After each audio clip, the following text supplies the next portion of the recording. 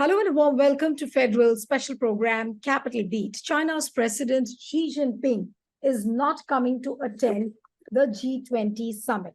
Instead of Xi Jinping, he's sending his premier Li Qiang to attend the summit on 9th and 10th of September. Now, this is for the first time that China will be absent from a G20 summit since it started in 2008.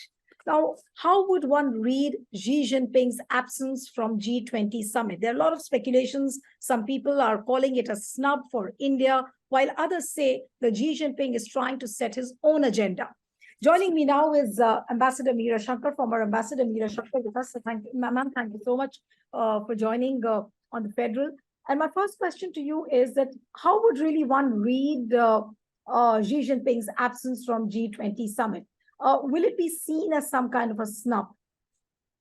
Well, I think Xi Jinping did not attend the summit in Rome either, but that was during the COVID, and China was not allowing international travel at that time. So that is a different category. Clearly, this is something which we should read as wanting to take India down a peg or two. Because otherwise, I think there should have been no need to avoid his coming. Now, Putin's not coming is in a different category because he didn't attend either the Bali meeting or he has not attended recent meetings elsewhere as well because he's been very, very preoccupied with the conflict in Ukraine. So that's a different kettle of fish. And he rang up Prime Minister Modi personally to also explain that he won't be able to come personally.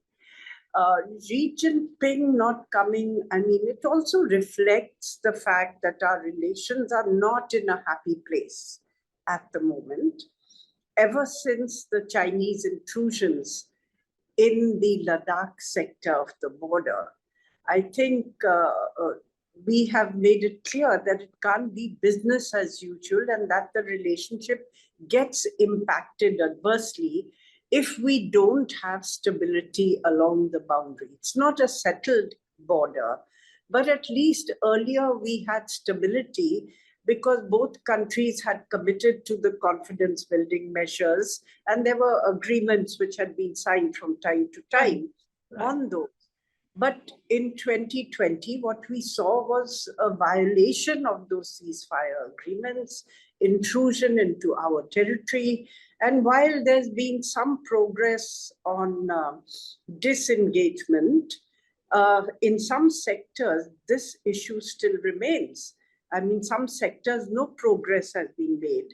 And the larger question of de-escalation, how do you, pull back forces which have been deployed? How do you ensure that military infrastructure is not created just, at an eyeball-to-eyeball level? All these issues remain. So obviously that impinges on the relationship, and perhaps Xi Jinping's decision reflects that. Right. Because there would have been embarrassment for him. There would have been criticism, there would have been questions on the boundary issue for him had he come to India. And perhaps he thought it best to avoid that. Right. But the Prime Minister Narendra Modi and Xi Jinping did have a brief interaction in Johannesburg during the BRICS summit. And at that point of time, the media was told that apparently Narendra Modi did express his frustration over the border dispute. Now, after that, China made it more clear by releasing its standard map where it laid its territorial claim over Aksai Chin and Arunachal.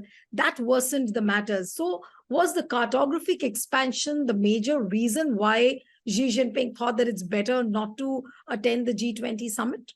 Well, look, even the meeting in Johannesburg, it was an informal one. Really had different opinions because the readout from the Indian side reads quite different to the readout from the Chinese side. Right. So whereas the Indian readout said the two leaders have agreed to direct their officials to intensify efforts to resolve the remaining issues with regard to friction points on the boundary. The Chinese actually release did not make any reference to this, and instead said the two countries need to see the border issue in the proper perspective for the overall development of their relations. So the two readouts were quite different. And then there was this, if I may use a Hindi phrase, tu tu me, about who had asked for the meeting. You know, we said Chinese had asked for it, the Chinese said the Indians had asked for it. So all in all, not a very happy outcome of that meeting. And perhaps this maybe also, contributed to Xi's decision to avoid, because he's quite sensitive to criticism and likes to position himself above it. So I think he also may have felt that this, in India, he's going to face a barrage of criticism, or there will be a frenzy of expectations, and he doesn't want to deal with this. But apart from, of course, enough reasons with India to be miffed about, but Xi Jinping's absence is also being read by many international foreign experts as they've written, like I was reading it, and exactly I'll quote, that Xi's skipping of the West heavy club of G20 is a visual expression of Xi's narrative that East is rising and West is falling. Now, would you agree really with that? I think the Chinese government in its statements has said that it continues to be committed to the G20 agenda and will work for its success. And they are sending, after all, they are sending their Prime Minister, Premier Li Qiang. So it's not as though they are boycotting G20.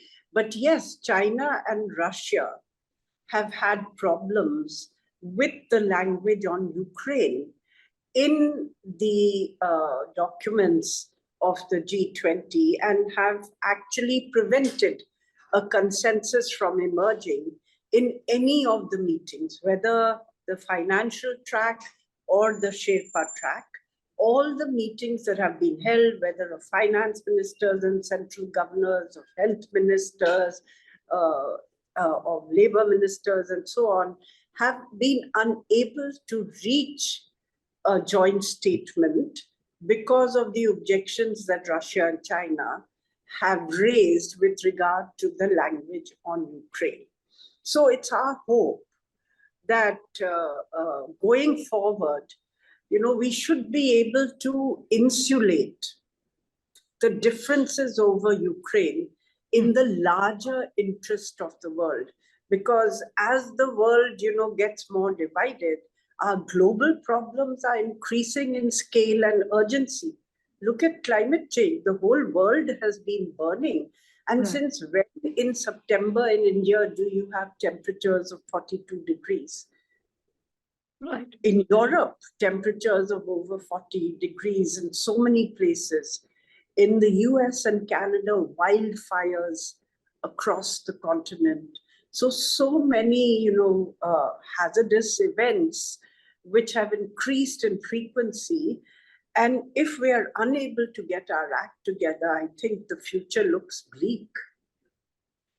Right. But Ambassador Shankar, but in context with US, of course, relations do not look very comfortable between India and China, but there is a friction over trade and India's growing strategic ties with US as well. So is this another expression by Xi that, he's not very comfortable with India coming closer towards US and also with the Quad countries? Is that also another manifestation of that? Well, I don't think so. I don't think China is happy with the intensification of the India-US strategic partnership. But at the same time, I think they have to realize that, a lot of the concern in Asia and the need for US as a balancing power in Asia arises from Chinese aggressive behavior vis-a-vis its neighbors.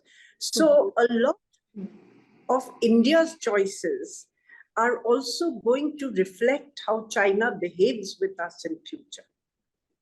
The onus is on them. Right. But what about, many people have also been saying that Xi Jinping is also trying to avoid the Japanese prime minister. Now, the reason is just not India or Putin not attending, but also another reason which is being cited is that he's trying to avoid the Japanese prime minister, Fumio Kishida. Now, how far is that true, and what could be the plausible reasons, if you see it in that? I think that overall Xi is uncomfortable being in a grouping where the West has quite a lot of weight. Right. And there is criticism, on Ukraine and on other issues. So I think he is more comfortable in organizations like the SCO or the expanded BRICS or his own Belt and Road Initiative, which he's going to be hosting a meeting about. He's more comfortable in groupings where China carries weight. Right. He's also not attending the ASEAN Summit, which is going to come shortly after this. Right. Many people are also saying that, there are a lot of pressing domestic issues also which Xi Jinping has to attend to. And for him, the national security is the biggest reason. So he would rather want to stay put in his country, want to meet leaders coming from other countries to China, rather than him going out. Now, how would one take this explanation? Would this be a very credible explanation?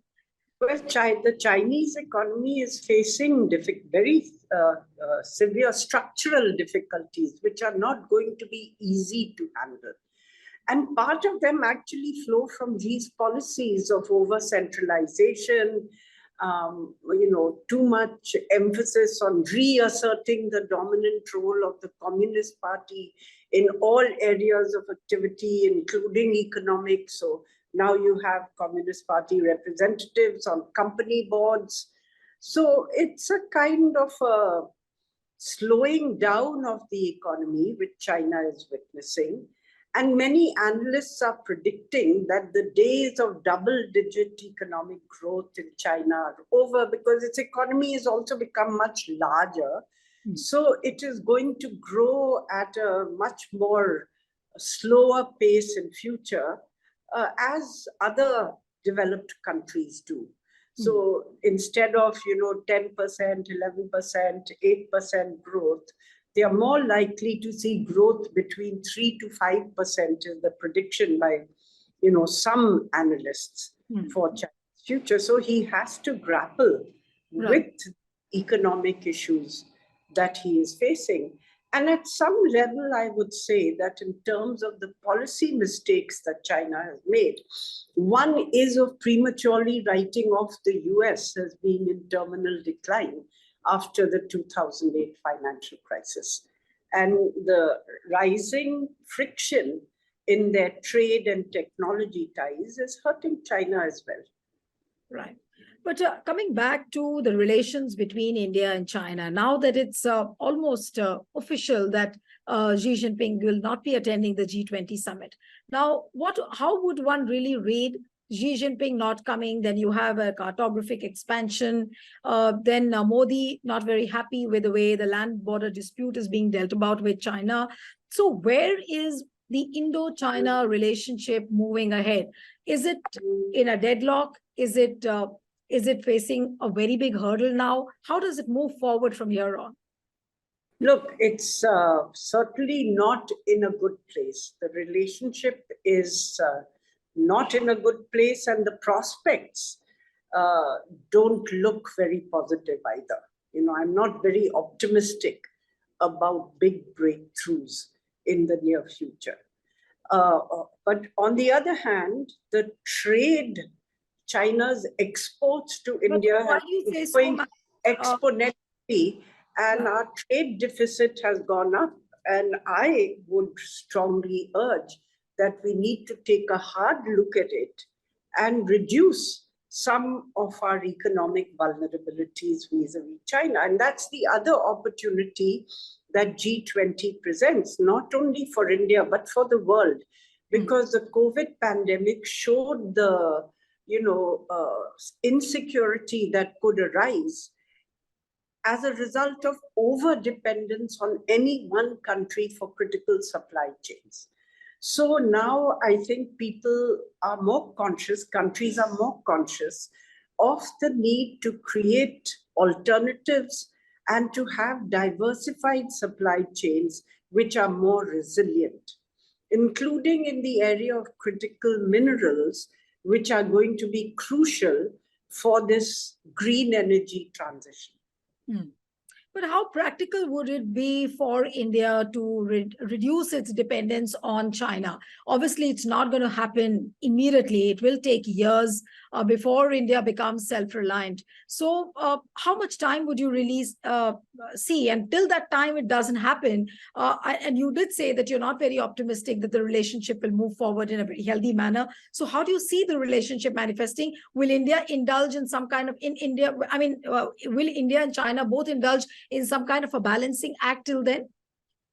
Look, even, at the worst of times, we have kept talking with China.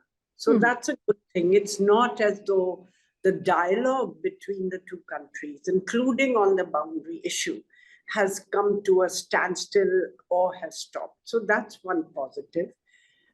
Trade and economic ties are growing. Investment, I think India is being more selective about the areas where we are permitting Chinese investment. And in terms of trade, I think nothing is going to happen overnight. I think it's something which our industry will have to look at. For instance, the pharma industry imports active pharmaceutical ingredients from China. Without those, it's difficult for our pharma industry to function. So the question will be long-term. Do you set up your own active ingredient manufacturing facilities in India? We used to have them. Then we changed the environmental regulations and then the costs went up. So people just shifted to buying from China. So do you recreate those? Can you find other countries from whom you can buy without raising the cost of medicines too much? So these are long-term shifts. They are not going to happen overnight. But I think somewhere or the other as a country, we need to take a hard look and begin the process in a more serious way than we have been doing so far. Right. But Ambassador Shankar, till then, we will be seeing this kind of a blow hot, blow cold relationship between India and China. And this will continue for maybe some years. Well, it looks like it, unless we are able to stabilize the border. Because, the minute there's friction on any point of the border, it impinges on the relationship. So if you have a volatile border, I think it's going to make it far more difficult for us to handle the rest of the relationship. Right. But how hopeful are you that India and China will be able to resolve the border dispute, given the fact that China has an expansionist mindset? We all know it wants to monopolize in that region. How optimistic are you that would China really be willing to resolve this dispute at all? Look, at the moment, Chinese behavior would indicate that they use the border issue as leverage vis-a-vis India. So they want to keep it open rather than resolve it. But as long as this continues, but on the other hand, you can also say that, the periods when either side has been willing to look at a broad political solution of the boundary have not coincided. In the sense when China was more flexible, let's say under Deng Xiaoping, our leadership was not ready. When our leadership has been more prepared to go forward, China has not been ready. So I think there's been a misalignment in terms of the times when the two countries have looked with greater flexibility in trying to find an overall solution to the boundary. Right now, Xi's leadership has taken a far more nationalistic position on asserting its sovereignty over every inch of territory that they claim, whether on the land and or on the maritime boundary, on the seas, and they have continued to expand what they claim. So I think it's, setting the stage up for a difficult relationship. Right. One last question before I wind up the interview, that with Putin not coming, Xi Jinping not attending the G20 summit, some people have already said that, G20 looks like a flop show. But would it be fair to say that? I think that India has tried to focus on the concerns of the developing countries, to put forward the voice of the global south. And many of the proposals that we have made are going to shape the agenda of the G20 going forward. In any case, most of these issues are not such that, they are capable of instantaneous solutions. They are going to require multi-year action by countries. So as long as India is able to move the needle forward on these issues, for instance, on the health front, apparently now we have agreed that the WHO will try to set up a global digital framework, which will integrate all the national digital frameworks which were set up during COVID. Now, if that happens, that will really be a step forward. And there's a consensus on this. Right. Similar with regard to the proposals which have come up on, changing the mandate of the, World Bank to include public goods as something that they could fund. On this, there is a consensus.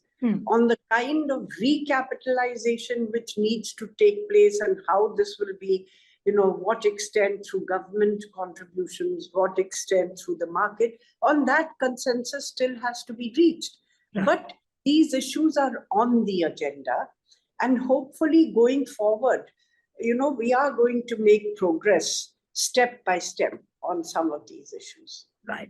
Another question which quickly came to my mind was that Biden had expressed disappointment over Xi's absence during the G20 summit. He didn't elaborate that when he will meet Xi, but he did say that I will take it up with him. Now, would you see this as some kind of a diplomatic posturing? How would you read Biden's statement? Well, the US has been trying to stabilize the relationship with China because they want to avoid inadvertent conflict. Right. And if you see their national security policy document also, it says that they will compete vigorously with China, but they are not seeking conflict. Right. They will cooperate with China where they can, compete vigorously where they need to compete, and at the same time, back their own interests where they need to. So it's a more complex policy Absolutely. than one of pure conflict. And you see a stream of US secretaries have been visiting China in recent months, and Biden and Xi are scheduled to meet in future, I think at the APEC summit. Right. Well, as you're saying, despite Xi's absence, Putin's absence, still, I think there's lots to look forward to this G20 summit. Thank you so much, Ambassador Meera Shankar. It was a pleasure having you on the program. And one appeal to the viewers who are watching this interview, subscribe to our channel, send us your feedback, and stay tuned to The Federal. Thank you.